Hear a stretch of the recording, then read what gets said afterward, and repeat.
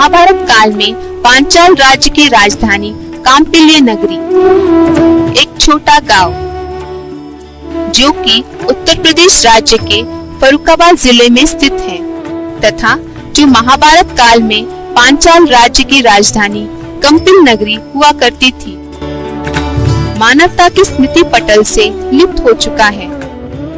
वास्तव में ऐतिहासिक और पौराणिक दृष्टि से बहुत महत्वपूर्ण स्थान है।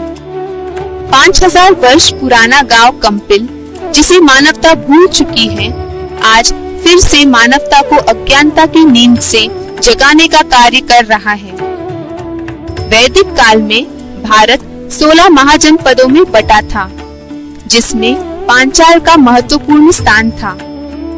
माना जाता है कि पांडवों ने लाक्षागृह अग्निकांड से बचने के बाद इसी गांव में शरण ली थी। उनकी विख्यात पत्नी द्रौपदी का जन्म पांचाल देश में कांपिल्य नगर के राजा द्रुपद के घर में हुआ था। माना जाता है कि कंपिल सभी तीर्थों का भांजा है। ऐतिहासिक और पौराणिक दृष्टि से अत्यंत महत्वपूर्ण होने के बावजूद कंपिल का जीवन मुख्यतः कृषि पर आधारित है। कंपिल के चारों ओर हरे भरे खेत देखे जा सकते हैं। चीनी यात्री फा हेन ने एक बार कंपिल का दौरा किया था। ये माना जाता है कि चीनी खोजी हुएंगसैंग ने भी 7वीं शताब्दी में पांचाल का दौरा किया था। हुएंगसैंग ने अपनी पुस्तक में नोट किया था कि वो पांचाल गया था और उसने ये पंक्तियां गंगा नदी के तट पर स्थित प्रसिद्ध शिवालय रामेश्वर की सीढ़ी पर बैठकर लिखी थी। उन्होंने लिखा था कि मुझे पता चला है कि यह एक पुरातन मंदिर है तथा इसका निर्माण अयोध्या के राजा श्री राम के भाई शत्रुघ्न द्वारा करवाया गया था।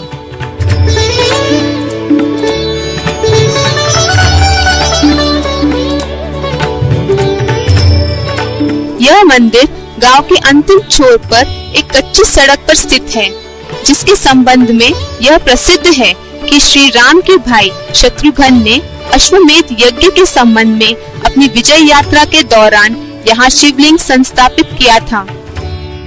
यह मंदिर जिस सड़क पर स्थित है वो गांव से लगभग 5 किलोमीटर की दूरी पर स्थित गंगा नदी की ओर जाती है। किंतु आश्चर्यजनक तथ्य यह है कि कुछ दशक पूर्व गंगा नदी इसी मंदिर के पिछवाड़े में बहती थी।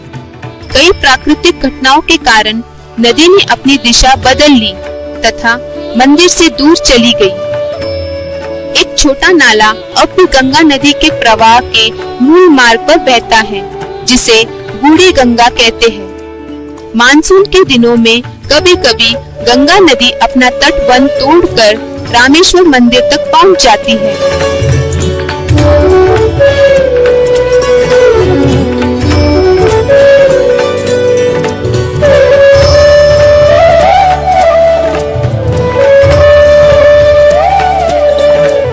रामेश्वर मंदिर से सूर्योदय का दृश्य मनोरम होता है।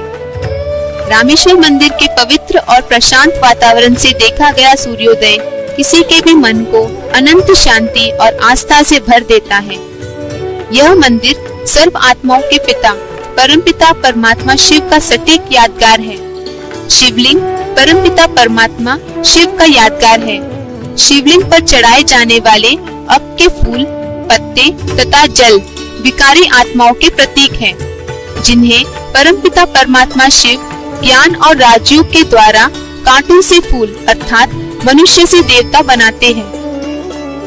भक्तों द्वारा शिवलिंग पर जल, पुष्प और पत्र आदि चढ़ाया जाता है, किंतु पूजा समाप्त होते ही कौवे और बंदर, जिन्हें इस गांव के हर कोने में देखा जा सकता है, भगवान को चढ़ाए गए चढ़ावे को चट कर जाते हैं।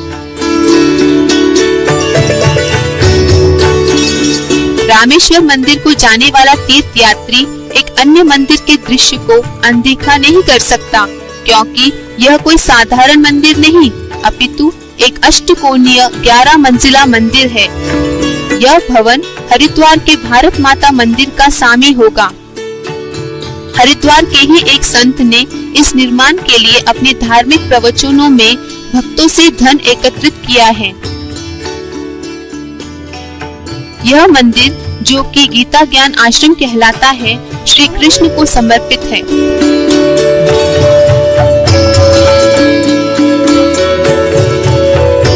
मंदिर के सबसे ऊपरी मंजिल से पूरे गांव का विहंगम दृश्य देखने को मिलता है। 11 मंजिला मंदिर के सामने ही एक मिट्टी का टीला है, जिसके ऊपर एक कमलानुमा मंदिर है, जिसमें एक शिवलिंग है, जिसे कपिल मुनि का आश्रम कहा जाता है।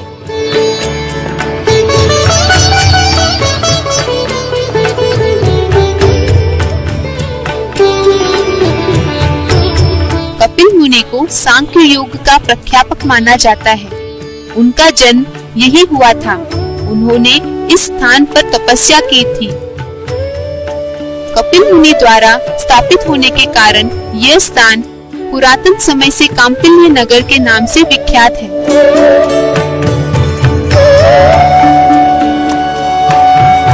कपिल मुनि के आश्रम के पास ही एक कुंड है, जिसे द्रौपदी कुंड या द्रौपदी का जन्म स्थान माना जाता है। माना जाता है कि पांचाल के राजा द्रुपद ने संतान प्राप्ति के लिए एक यज्ञ आयोजित किया था। यज्ञ से प्रसन्न होकर यज्ञ देवता ने राजा द्रुपद के लिए यज्ञ कुंड से एक पुत्र और पुत्री को उत्पन्न किया। पुत्र का नाम धृष्टद्युम्न था और उसके साथ प्रकट हुई उसकी बहन द्रौपदी, जो कि अद्वितीय सुंदरता की धनी थी, जो बाद में महाभारत युद्ध का कारण बनी। इन दिनों ये यज्ञ कुंड सामान्यतया पानी से भरा होता है, जिसमें स्थानीय लड़के तैरते हैं, किंतु ये पानी पीने योग्य नहीं है। बूढ़ी गंगा के ही तट पर मुस्लिम शासक बलबन द्वारा निर्मित एक पुरातन स्नान घाट स्थित है, जो कि जर्जरीभूत अवस्था में है तथा कंपिल पर मुसलमान शासकों के आक्रमण और कंपिल के राजा द्वारा किए गए प्रतिकार की याद दिलाता है। इसके अवशेषों में महिलाओं के लिए वस्त्र बदलने के लिए अलग स्थान देखा जा सकता है।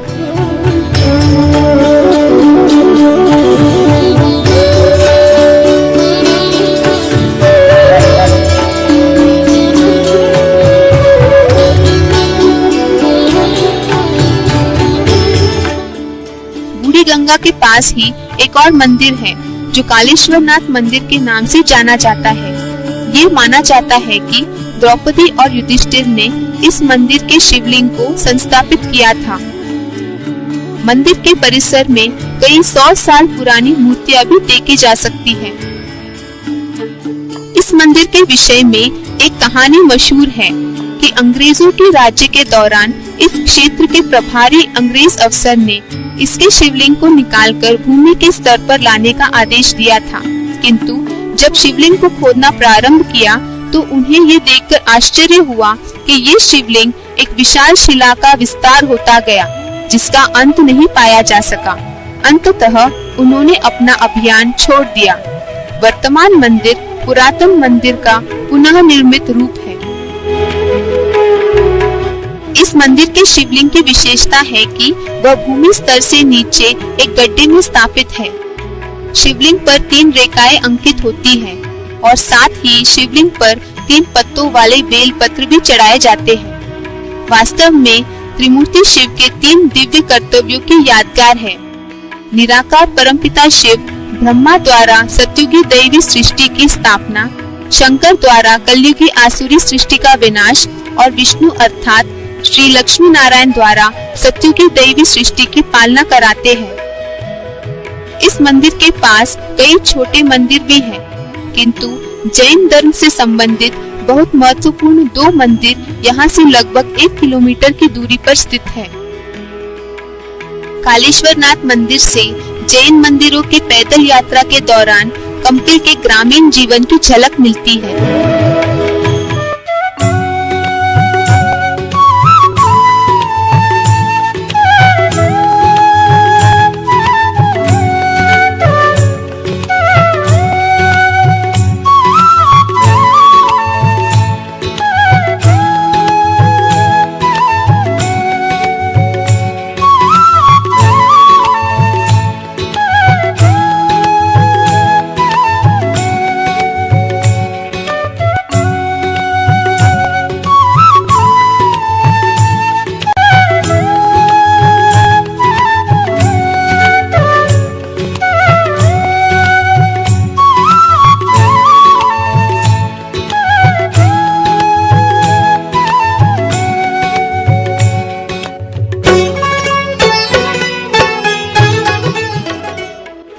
कुम्हार को देखकर अनायास ही याद आ जाता है कि पांडवों ने लाक्षागृह के अग्निकांड से बचने के बाद कंपिल के कुम्हार के घर में ही गुप्त प्रवास किया था।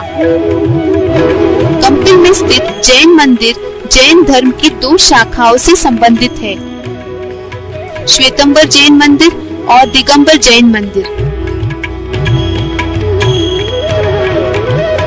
दिगंबर जैन मंदिर जैनियों के 13वें तीर्थंकर श्री विमलनाथ स्वामी जी को समर्पित है। इस मंदिर में विमलनाथ जी के जीवन की 4 अवस्थाओं को दर्शाया गया है: गर्भ, जन्म, दीक्षा और केवल ज्ञान। जैनियों के 24 तीर्थंकरों में से केवल श्री विमलनाथ स्वामी जी को ही ये श्रेय प्राप्त है कि उनके जीवन की 4 अवस्थाएं एक ही स्थान पर अर्थात कंपिल में गुजरी है।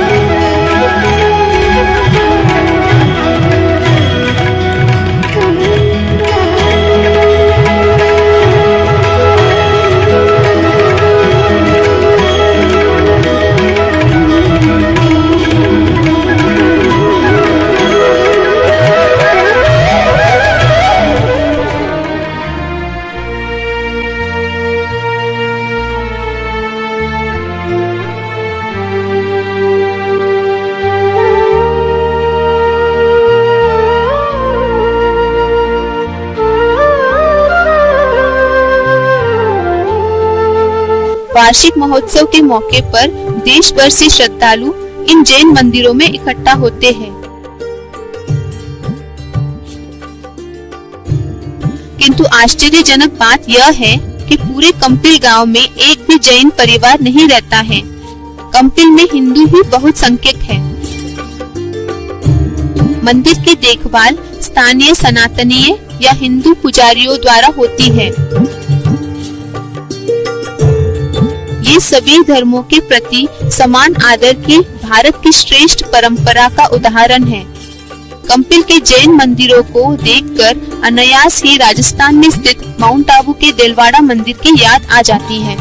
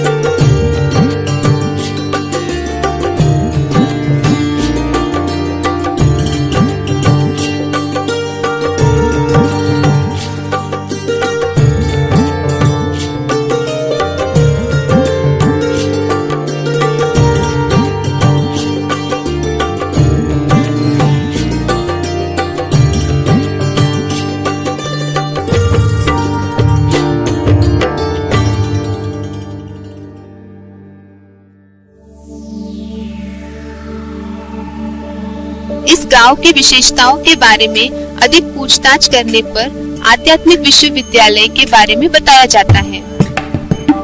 ये कहा जाता है कि एडवांस पार्टी के द्वारा स्वयं परमपिता परमात्मा शिव ने इसकी स्थापना की थी।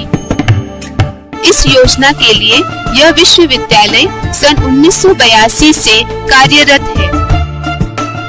यह प्रत्यक्ष है कि यह आध्यात्मिक केंद्र बड़े अनोखे रूप में प्रजापिता ब्रह्म कुमारी ईश्वरीय विश्वविद्यालय से जुड़ा हुआ है। यह इस तरह की ज्ञान के इच्छुक अर्थात ब्रह्म कुमारियां और ब्रह्म कुमार माउंट आबू राजस्थान स्थित ब्रह्म कुमारी संस्था के मुख्यालय से निष्कासित होने के बाद कंपिल आते हैं। बिल्कुल ऐसे ही जैसे पांडवों को राज्य से निष्कासित किया गया था, और ऐसी ब्रह्म कुमारियों को कंपिल के इस आध्यात्मिक आश्रम में आश्रय मिलता है, जिसका नाम है आध्यात्मिक विश्वविद्यालय। यह ईश्वरीय विश्वविद्यालय से कुछ इस प्रकार आश्चर्यजनक रूप से संबंधित है कि माउंट आबू राजस्थान स्थित मुख्यालय से पांडवों की तरह देश निकाला पाकर प्रताड़ित होने के बाद ही आते हैं और कंपिल के इस आध्यात्मिक आश्रम में शरण पाते हैं। ईश्वर ने दादा लेखराज द्वारा आत्मा का, परमात्मा का और इस सृष्टि चक्र के आदि, मध्य और अंत का बेसिक या प्रारंभिक ज्ञान माउंट आबू में ही दिया था, और अब इसी से संबंधित गुह्य या एडवांस ज्ञान एडवांस पार्टी द्वारा दिया जा रहा है। इस आध्यात्मिक परिवार का लक्ष्य है जाति, धर्म, लिंग, देश और भाषा के बंधन से विश्व को मुक्त कर एक परिवार के सूत्र में बांधना। इसका उद्देश्य है नर को नारायण और नारी को लक्ष्मी बनाना, अर्थात देवता धर्म की स्थापना करना। यहाँ प्रत्येक व्यक्ति 100% सुख, शांति व पवित्रता से परिपूर्ण देवी देवता होगा।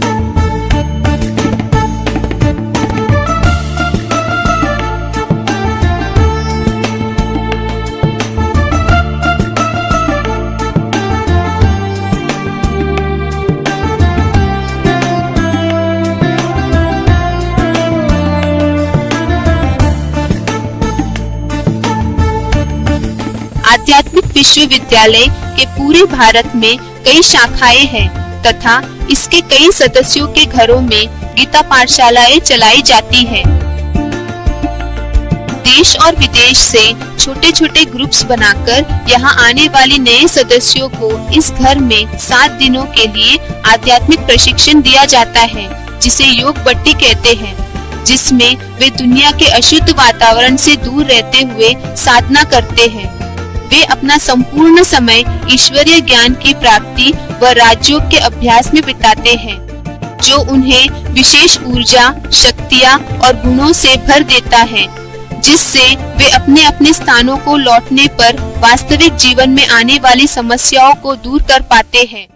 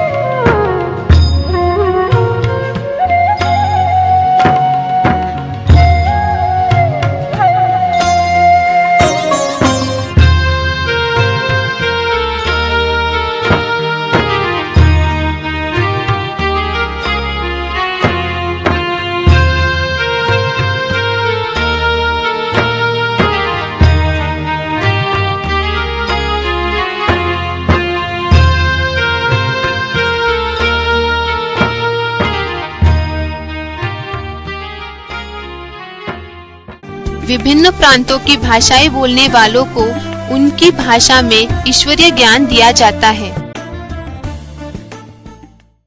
अभी परमपिता परमात्मा आकर हम सब बच्चों को ये बताते हैं कि ज्ञानदाता अगर कृष्ण होता तो शास्त्रों में ही बताया गया है कि जो भगवान है वो अजन्मा है, अकर्ता है और अभोक्ता है। बल्कि यहाँ पे श्री कृष्ण तो क्या है, जन्म भी लेते हैं। उनके साकार में माता पिता को दिखाया गया है कि यहाँ पे उनका किसी माँ से जन्म हो रहा है, किसी गर्भ के द्वारा। और फिर क्या बताया, शास्त्रों में बताया कि अजन्मा है, जिसका जन्म नहीं हुआ, लेकिन यहाँ पे तो जन्म दिखाया है।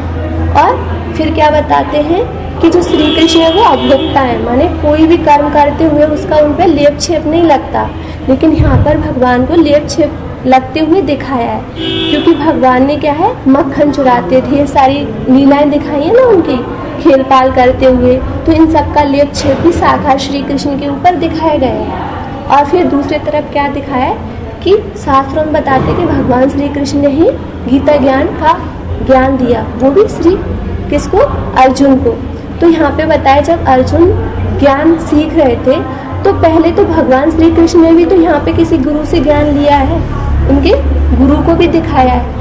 तो जो गुरु से ज्ञान लेकर सारी दुनिया को ज्ञान देगा तो गुरु श्रेष्ठ हो गए ना, फिर साकार में श्री कृष्ण तो श्रेष्ठ नहीं हुए। और फिर शास्त्रों में बताया कि ज्ञानदाता कौन है, श्री कृष्ण। तो ये तो बात मान्य नहीं है ना, इसीलिए भगवान बताते हैं कि गीता का भगवान कौन है, श्री कृष्ण नहीं है, बल्कि कौन है, शिव है। जहाँ पर सहज राज याद नहीं होगा तो वहाँ निरंतर याद नहीं होगा। जहाँ पर सहज निरंतर याद नहीं होगा वहाँ उच्च पद नहीं पा सकते। तो जब परमात्मा इस सृष्टि पर आता तो सबको पहचानने की बस की बात नहीं है, क्योंकि परमात्मा भाव को पहचानने के लिए ज्ञान का तीसरा नेत्र चाहिए। तो ज्ञान का जो तीसरा नेत्र तभी मिल सकता है जो गीता पाठ की रामायण गीता का पाठ करने वाले होंगे, गीता का अध्ययन करने वाले होंगे, वही परमात्मा भाव के पाठ को पहचान सकेंगे। तो बाबा ने क्या बोला है कि मुरली से प्यार माना मुरलीधर से प्यार। तो बोला है बेहद का बाप बेहद के बच्चों से बेहद की बातें करते हैं, और हद की दुनिया में बुद्धि लगाने वाले बच्चे उन बेहद की बातों का हद में अर्थ लगा लेते हैं। तो परमात्मा बाप ने मुरलियों में अनेक मुरलियों के महावाक्यों में अवित्तवाणियों में बोला है परमात्मा बाप के नए पाठ के लिए। जैसे बाबा ने बोला एक दिन पहली मुरली में बोला है, एक दिन पहली बीजों में निकलेगा, परंतु सभी तो देख नहीं सकेंगे, देखेंगे बाबा मुरली चला रहे, आवाज भी सुनेंगे। तो ये बात है किसके लिए, सभी तो देख नहीं सकेंगे, ये उनके लिए बोला है। जैसे ब्रह्मा बाबा, ओम राधे मम्मा, मनमोहनी दीदी, विष किशोर भाऊ, ये आत्माएं क्या शरीर छोड़ करके सूक्ष्म तनवासी बनती जा रही है, सूक्ष्म शरीर धारण करती जा रही है। तो ये बात तो इनके लिए बोला है बाबा। तो फिर बाबा के समय तो ब्रह्मा बाबा के समय तो भारतवर्ष में टेलीविजन नहीं आया था, तो अब ये बात किसके लिए बोलेंगे, है ना। गुलजार दादी के लिए तो नहीं कहेंगे, क्योंकि गुलजार दादी को अगर माने शिव बाबा कहे तो ब्रह्मा भी कहना पड़े, तो उन्हें कोई ब्रह्मा कहता है क्या, नहीं। Now we'll know about the three parts of the Kalpa tree. Like we came to know about the religions of the left side, that they don't give importance to purity, and they have one of the 5 vices important in them. For example, the Islam, it has the vice of lust important in it, and the second religion, for example the Christian religion, it has the second, that is the anger, the important vice in it. Similarly, the Muslim religion, it has the vice of greed mainly in it. And after that there is the Arya Samaj religion, it has the vice of attachment more in it. And then the last, the atheist religion, it has ego in it. जिज्ञासुओं को ये बताया जाता है कि किस प्रकार संगम युग पर ही सभी धर्मों की नींव पड़ती है और किस प्रकार दुनिया के विभिन्न धर्मों की सारी आत्माओं को एक परिवार के सूत्र में बांधा जाता है। उन्हें ये भी समझाया जाता है कि किस प्रकार भक्ति मार्ग के सभी रीति, रस्म, त्योहार, कहानियाँ, मंदिर आदि संगम युग पर परमपिता शिव द्वारा ब्रह्मा, विष्णु और शंकर द्वारा किए गए दिव्य कर्तव्यों की ही यादगार है, जो द्वापर युग से भक्ति मार्ग स्मारक अर्थात यादगार बनकर रह जाती है। जय गणेश। हे चित्र गुजराती आणि अंग्रेजी भाषामध्ये छापली गेली. त्यावेळेस त्या चित्रांमधून राम सीता जे नाव आहे ते काढून टाकण्यात आलं. तर ब्रह्मबाबांनी या गोष्टीकडे लक्ष नाही दिलं. ते काय समजले की जे लक्ष्मीनारायणचे दाखवले गेले आहेत, म्हणा 2 भुजा लक्ष्मीच्या दाखवल्या गेल्या आहेत आणि 2 भुजा नारायणच्या दाखवल्या गेल्या आहेत. तर बाबांनी सांगितलं आहे की विष्णूच्या ज्या 4 भुजा दाखवल्या गेल्या आहेत, 4 आत्म्यांच्या स्वभाव संस्कारांचं कॉम्बिनेशन दाखवलं गेलं आहे. त्यासाठी बाबा मुरलीमध्ये म्हणतात ना कि विष्णु के 2 रूप, लक्ष्मी नारायण के जब बच्चे पैदा होते हैं जो तख्त पर बैठते हैं, तो विष्णु के 2 रूप, लक्ष्मी नारायण के बच्चे, माना एक झाले संगमयुगी लक्ष्मीनारायण आणि एक सतयुगी लक्ष्मीनारायण. तर 4 आत्म्यांची निशाणी दाखवली गेली आहेत. तर बाबांनी सांगितले आपला काय आहे प्रवृत्ती मार्ग आहे ना, तर विष्णूच्या ज्या 4 भुजा दाखवल्या गेल्या आहेत, 2 भुजाच्या दाखवल्या आहेत ब्रह्मा आणि सरस्वती दाखवले गेले आहेत आणि 2 भुजाच्या दाखवल्या आहेत ते शंकर पार्वती दाखवली गेले आहेत. समझाया जाता है कि किस प्रकार निराकार परमपिता परमात्मा शिव 3 साकारी मनुष्य शरीरों के द्वारा ब्रह्मा, शंकर और विष्णु के रूप में नई दुनिया की स्थापना, पुरानी दुनिया का विनाश और नई दैवी दुनिया की पालना कर रहे हैं. उन्हें ये भी समझाया जाता है कि किस प्रकार मनुष्य आत्माएं 5000 वर्ष के चतुर्युगी सृष्टि चक्र में 84 जन्म लेती है और किस प्रकार कलयुग और सतयुग के संगम अर्थात पुरुषोत्तम संगम युग जो अभी चल रहा है में परमात्मा मनुष्य से देवता बनाते हैं.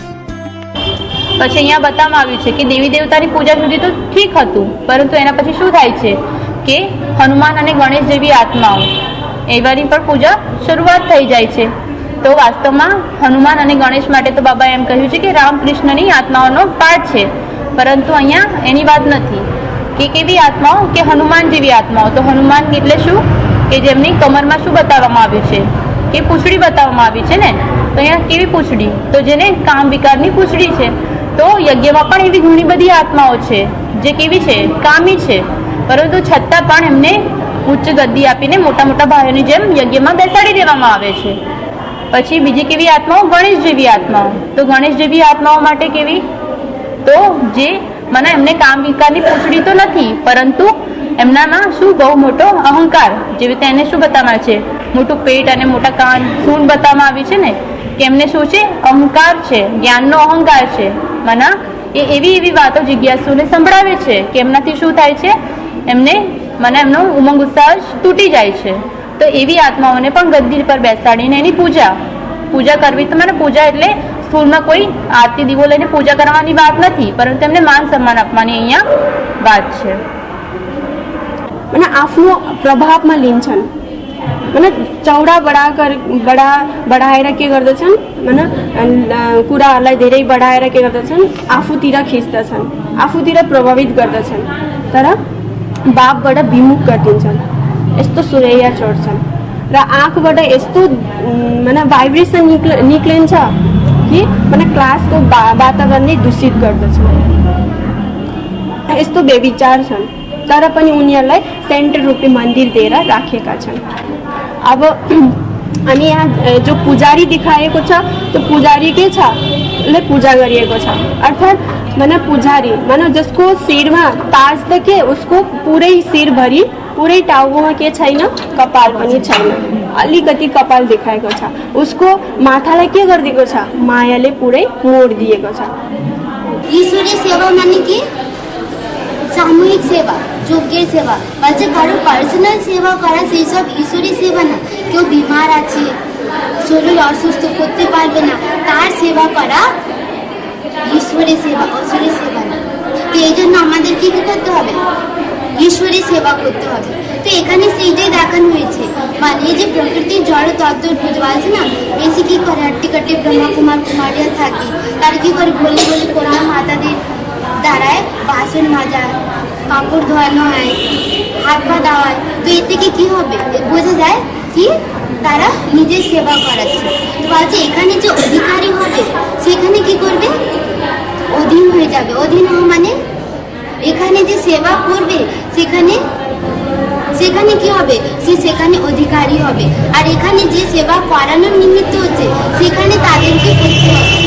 এই জন্য বলছেন কি ঈশ্বরের সেবা করতে হয়, মানে যজ্ঞের সামূহিক সেবা করতে হয়, ব্যক্তিগত পার্সোনাল কারোর সেবা করা উচিত নয়।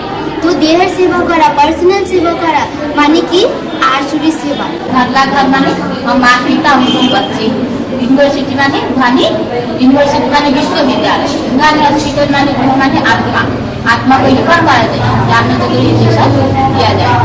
तो ये आधारी वास्तव में बाबा फाइबरी कान तैयार करते और बाबा को कान साक्षी से था तो बयान बाबा को पूजा पाते देखिएगा ब्रह्मा को पात्र पूजा को दिखाई थी गोटे सेकेंड मुक्ति जीवन दिखाई तो की ब्रह्मा से विष्णु बनने गोटे सेकेंड ఈ యొక్క సంగమం ఏదైతే ఉందో 60 సంవత్సరాలు మరియు 50 సంవత్సరాలు అని కూడా మురళిలో చెప్తూ ఉంటారు. ఎక్కువ 100 సంవత్సరాలు అని కూడా మురళిలో చెప్తూ ఉంటారు. మరి ఏవైతే బాబా మురళిలో చెప్తూ ఉన్నారో ప్రతి ఒక్కదానికి సరి అయిన అర్థం కూడా ఉంది. అయితే ఇలా ఈ యొక్క విషయాలపైన ఎప్పుడు కూడా మనకి సంశయ బుద్ధి అనేది ఉండకూడదు. ఎందుకంటే బాబా ఏదైతే మురళిలో చెప్తున్నారో ప్రతి ఒక్కటి సరి అయినది ఉంది. ఇది సత్యం శివం సుందరం అంటూ ఉంటారు కదా, సత్యమైన పరమాత్మ తండ్రి వచ్చి ఎప్పుడు కూడా సత్యమే చెప్తూ ఉంటారు. మరి ఎప్పుడు కూడా ఇక్కడ అబద్ధం చెప్పరు. అయితే ఒక 40 సంవత్సరాల సంగమయుగం ఏదైతే ఉందో ఒక 40 ಸಂವತ್ಸರಾల ಸಂಗಮಯುಗ లోపల ಪರಮಾತ್ಮ ತಂದೆ ಇದಕ್ಕಾಗಿ ಬಾಬಾ ಮುರಳಿ ಹೇಳಿದ್ದಾರೆ, ನಾನು ನಿಮಗೆ ವಿಶ್ವದ ರಾಜ್ಯದ ಭಾಗದ ತಿಲಕವನ್ನು ಹಚ್ತೀನಿ, ನಾನು ಕೊಡೋದಿಲ್ಲ ಅಂದ್ರೆ ಇನ್ನು ಯಾರು ಕೊಡ್ತಾರೆ. ಇದಕ್ಕಾಗಿ ಹೇಳ್ತಾರಲ್ವಾ ತುಳಸಿದಾಸ ಶ್ರೀಗಂಧನವನ್ನು ಹರಿದ ಯಾವಾಗ ಹರಿತಾನೆ ಅವಾಗ ಶ್ರೀರಾಮ ಬಂದ್ಬಿಟ್ಟು ಅಂದ್ರೆ ರಾಮ ಬಂದ್ಬಿಟ್ಟು ಅವನಿಗೆ ತಿಲಕವನ್ನ ಹಚ್ತಾರೆ. ಯಾವ ತಿಲಕವನ್ನ ಹಚ್ತಾರೆ? ಆತ್ಮಸಿದ್ಧಿಯ ತಿಲಕವನ್ನ ಹಚ್ತಾರೆ, ರಾಜ್ಯ ಭಾಗದ ತಿಲಕವನ್ನ ಹಚ್ತಾರೆ. ಆತ್ಮಸಿದ್ಧಿ ಅನ್ರಿ ರಾಜ್ಯ ಭಾಗದ ತಿಲಕ ಅನ್ರಿ ಇದೆರಡು ಒಂದೇ ಆಗಿದೆ. ಅಂದ್ರೆ ಇವ್ರು ಏನ್ ಮಾಡ್ತಾರೆ, ತುಂಬಾ ಶ್ರೀಗಂಧವನ್ನ ಹರಿಯೋದು ಅಂದ್ರೆ ಏನು ಮನನ ಚಿಂತನೆಯನ್ನ ಮಾಡೋದು. ಅಂದ್ರೆ ಈ ಸೃಷ್ಟಿ ರೂಪಿ ರಂಗಮಂಚದಲ್ಲಿ ನಂದು ಯಾವ ಪಾತ್ರವನ್ನ ಮಾಡುವಂತ ಆತ್ಮ ಆಗಿದೆ. சித்திரங்கள் உருவாக்குறாங்க அப்படின்னா அது 2 minute waits அப்படிங்கிற இந்த பழமொழி இருக்குல்ல, அது போல ஆகிடுதுன்னு சொல்றாங்க. அப்படின்னா என்ன, நிறைய அதாவது ராஜா வந்து ஒரு ராணியோட தூய்மையா இருந்தா அப்படின்னா அவன் நல்ல விதமா ராஜ்யம் பண்ணுவான். அநேக ராணிகளை திருமணம் பண்ணி வச்சிருந்தான்னா அவனுடைய புதியங்க இருக்கும், அநேக ராணிகள் கிட்ட பிரிஞ்சிருக்கும், அவங்க ஒழுக்கமா வந்து ராஜ்யம் கூட பண்ண முடியாது. இப்ப அது போல நிலை இருக்கு. அநேக சித்திரங்கள் ராமனுடைய வழிபடி அநேக சித்திரங்கள் உருவாக்கப்பட்டது. அதன் மூலியமா புத்தி அலைபாயுதுன்னு சொல்றாரு. சாரத குழந்தைகள் தெரிஞ்சுக்க முடியாது. என்னப்பாம என்ன சொல்லியிருக்காரு, எப்ப இருந்து கிறிஸ்டியன்ஸ் வந்தாங்களோ அந்த சமயத்துல இருந்து ரொம்ப நிறைய சித்திரங்கள் உருவாக்கப்பட்டிருக்கு. அதுக்கு முன்னாடி சித்திரங்கள் உருவாக்கப்படல. என்ன பாபா சொல்லியிருக்காரு, இந்த பிரதர்ஷனி படவிளக்கம் போய் கோவில் எல்லாம் போய் சொல்றாங்க இல்லையா, இந்த படவிளக்கங்கள் சொல்லப்பட்டிருக்கு அப்படின்னா இதெல்லாம் வந்து இந்த இன்வென்ஷன் வந்து பாபாவோடது கிடையாது, அப்பாவோடது கிடையாது, ரமேஷ் குழந்தைகளுடைய இன்வென்ஷன் அப்படின்னு சொல்லியிருக்காரு. குழந்தைகளுடைய இன்வென்ஷன் அப்படின்னா அப்பா அதை வந்து இது பண்ண சித்திரங்கள் உருவாக்கப்பட்ட